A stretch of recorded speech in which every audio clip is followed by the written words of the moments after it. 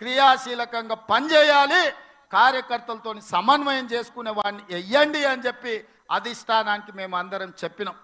అన్ని రకాలుగా ఆలోచన చేసి బలహీన వర్గాలకు సముచితమైన స్థానం ఇవ్వాలి. 3 సంవత్సరాల కార్యనిర్వాహక అధ్యక్షుడిగా ఎల్లవేళల గాంధీ భవన్లో కార్యకర్తలకు అండగా నిలబడి ప్రతి వాడికి విశ్వాసం కల్పించి ఈనాడు కాంగ్రెస్ అధికారంలో రావడానికి తనదైన పాత్ర పోషించిన మహేష్ గౌడ్ని ఇవాళ సోనియా గాంధీ గారు, ఖర్గే గారు రాష్ట్ర పార్టీ అధ్యక్షుడిగా నియమించిండు. ఇవాళ ప్రభుత్వం చేసే ఎంత గొప్ప కార్యక్రమం అయినా పార్టీ నాయకత్వం ప్రజలకు తీసుకుపోయినప్పుడే దానికి ప్రయోజనం ఉంటుంది. మన్నటి గెలుపు సెమీఫైనల్సే. 2023 తెలంగాణలో రాష్ట్ర ప్రభుత్వాన్ని ఏర్పాటు చేయడం అంటే నేను పిసిసి అధ్యక్షుడిగా ముందుకు నడిపించింది, సిఎల్పిగా బట్టి విక్రమార్క గారు నడిపించి గెలిపించింది సెమీఫైనల్స్ మాత్రమే అని నేను చెప్పదలుచుకున్నా. వాస్తవంగా ఫైనల్స్ 2029లో ఉన్నాయి.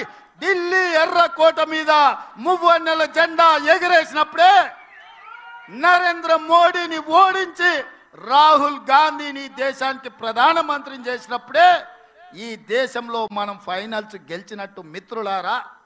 అందుకే మిత్రులారా 94 నుంచి 2004 వరకు 2 సార్లు టీడీపీ గెలిచింది.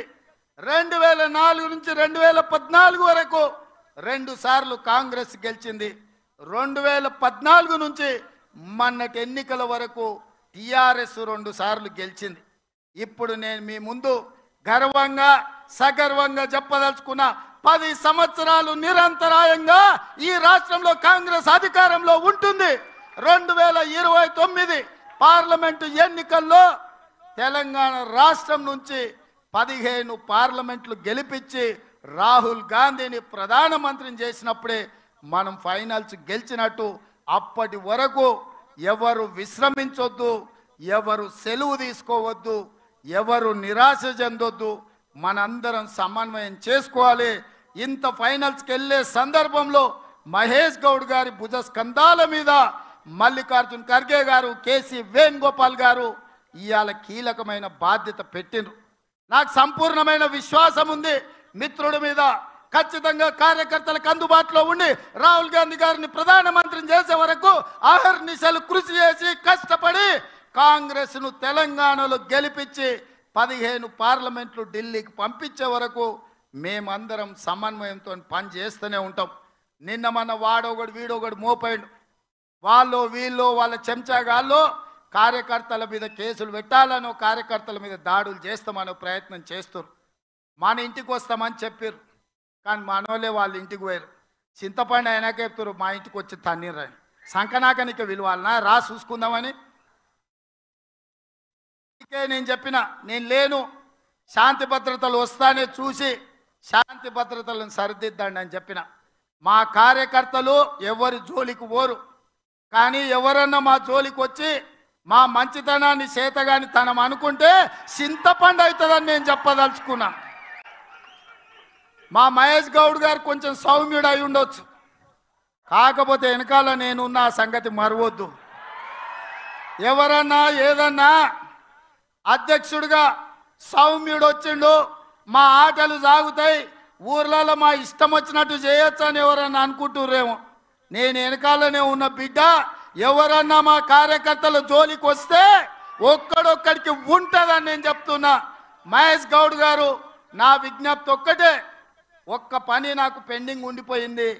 కార్యకర్తల ఎన్నికలు నేను చేయాల్సిన బాధ్యత ఈ లోపల మీకు వచ్చింది, అది మీ అదృష్టం. రాబోయే 3-4 నెలల్లో బీసీ కమిషన్ చైర్మన్గా నిరంజన్ గారిని నియమించినాం. బీసీ జనాభా లెక్కలు తీసి వాళ్ళకు రావాల్సిన వాటా వాళ్ళకి ఇచ్చి సర్పంచులు, ఎంపీటీసీలు, జడ్పీటీసీలు, మున్సిపల్ కౌన్సిలర్లు, మున్సిపల్ కార్పొరేటర్లు, జిల్లా పరిషత్ చైర్మన్లు, ఎంపీపీలను చేసే బాధ్యత మన ఇద్దరి మీద ఎక్కువగా ఉన్నది. ముఖ్యమంత్రిగా నేను, పిసిసి అధ్యక్షుడిగా మీరు సమన్వయం చేయాలి. ఇప్పటి వరకు జరిగిన ఎన్నికలు ఎమ్మెల్యేలు, ఎమ్మెల్సీలు, ఎంపీలు ఇవన్నీ నాయకులకు సంబంధించినవి. నాయకులు ఎట్లో గట్ల నడుస్తుంది, కానీ కార్యకర్తలు కష్టాలలో ఆ కార్యకర్తల్ని గెలిపించి వాళ్ళని సర్పంచులుగా చేయాల్సింది, ఎంపీటీసీలుగా గెలిపించాల్సింది, జడ్పీటీసీ ఎంపీపీ జిల్లా పరిషత్తులు చేయాల్సిన బాధ్యత మన మీద ఉన్నది. అన్నిటికంటే గురుతరమైన బాధ్యత, బరువైన బాధ్యత ఇదే. ఈ రోజు మీ భుజాల మీద అది ఉన్నది. అందరినీ సమన్వయం చేయండి. గ్రామ గ్రామాన కార్యకర్తలు జెండా మోచినోళ్లను అవసరమైతే ఊపిరైన వదిలిండ్రు కానీ జెండాను వదలలేదు. భుజాలు కాయలు కాసే విధంగా కాంగ్రెస్ జెండా మోచిన కార్యకర్తల్ని గెలిపించాల్సిన బాధ్యత మన మీద ఉన్నది. వేదిక మీద ఉన్న పెద్దలందరి మీద ఉన్నది. మీ ఎన్నికలకు మా ఎన్నికల కంటే ఎక్కువ కష్టపడతా నేను. మహేష్ గౌడ్ గారు మిమ్మల్ని అందరినీ సమన్వయం చేస్తారు.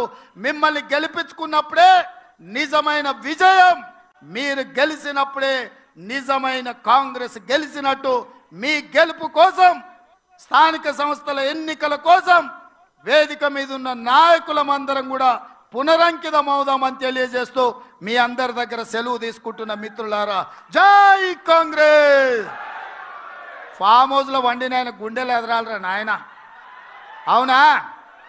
నేను ఇక ముఖ్యమంత్రి కొన్ని ప్రసంగాలు తగ్గించాల్సి వస్తుంది. ఈరోజు ఆఖరి రోజు పిసిసి అధ్యక్షుడిగా గట్టిగా నినాదాలు ఇవ్వాలి. జై కాంగ్రెస్, జై జై కాంగ్రెస్, జై కాంగ్రెస్, జై